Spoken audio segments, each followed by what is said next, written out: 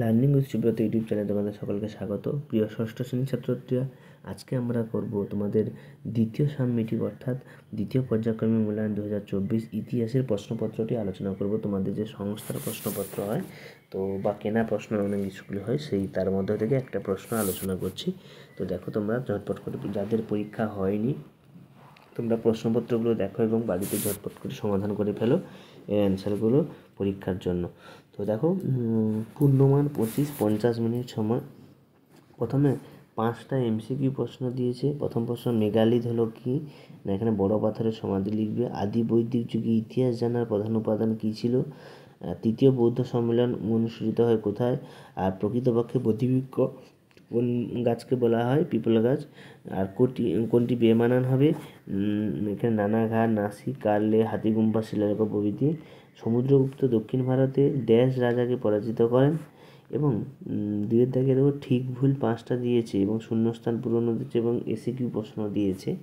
তো প্রথম বলছে বৌদ্ধ ধর্ম প্রচার করার প্রধান ভাষা ছিল সংস্কৃত ভাষা, এটা ঠিক না ভুল?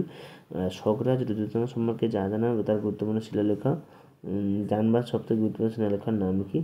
সপ্ত সিন্ধু অঞ্চলে কোন নদীটি বর্তমানে খুঁজে পাওয়া যায় না? আর সকলোত্তর পদরাত কাকে বলা হয়? আদি বৈদিক যুগের প্রধান সম্পদ কী ছিল? জৈনদের শেষ 2 তীর্থঙ্করের নাম। এবং 3-এর দেখো 2 নম্বরে দুটো দিয়েছে, বেদের কয়টি অংশ কী কী? ষোড়শমহা জনপদ বলতে কী বোঝো? কোন জনপদটি সবচেয়ে বেশি শক্তিশালী ছিল? তীর্থঙ্কর কাকে বলে এবং দিগম্বর কাদের বলা হতো? এরপর দেখো 4-এর দাগে দুটো প্রশ্ন দিয়েছে 3 নম্বরের, এখানে 3টে দেওয়া আছে, এখানে দুটো করতে হবে। বর্ণভেদ প্রথা কিভাবে শুরু হয়েছিল? আর্য সত্য কি? মৌর্য সম্রাটরা কিভাবে সাম্রাজ্য চালাতেন? এই 3টের মধ্যে দুটো প্রশ্ন তোমরা লিখবে।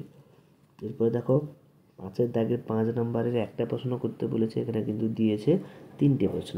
বৈদিক যুগের শিক্ষা ব্যবস্থা, বৌদ্ধ ও জৈন ধর্মের মধ্যে মিল অমিল, এবং সম্রাট অশোক কলিঙ্গের যুদ্ধের ফল কী হয়েছিল?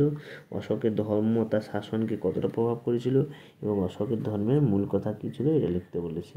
তো দেখো, তোমাদের ইতিহাসটা এই প্রশ্ন সেট টোটাল এখান থেকে করো, তোমাদের 100% প্রশ্ন লেগে যেতে পারে।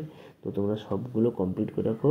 আর যদিও না লাগে, এর থেকে অনেক প্রশ্ন তোমাদের যে কোনো স্কুলে যে কোনো পরীক্ষায় কমন চলে আসবে।